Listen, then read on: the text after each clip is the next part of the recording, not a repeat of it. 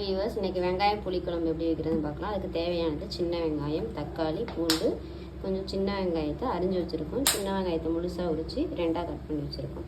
வாங்க எப்படி தாளிக்கலான்னு பார்க்கலாம். தாளிக்கிறதுக்கு கொஞ்சம் நல்லெண்ணெயும் விளக்கெண்ணையும் ஊற்றிக்கணும்.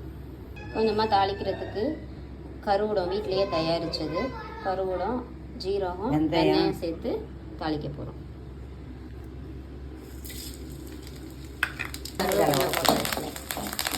இன்னும் சின்ன வெங்காயம் அரிஞ்சு வச்சுருந்தாங்க, அதையும் தாளிக்கிறதுக்கு போட்டு 100 ரூபாய் வதக்கணும்.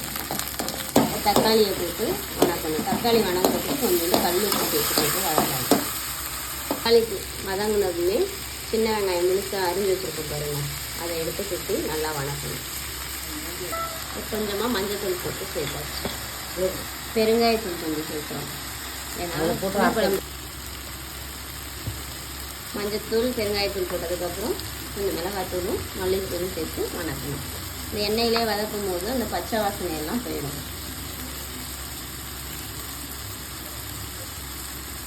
தண்ணியை கரைச்சி வச்சுருக்கோம், இதை எடுத்து ஊற்றிடணும். புளி தண்ணியை ஊற்றி இதில் மிக்ஸ் பண்ணியாச்சு. உப்பு காரம் எல்லாம் சரியாக இருக்கான்னு பார்த்துட்டு நல்லா கொதிக்க விடணும்.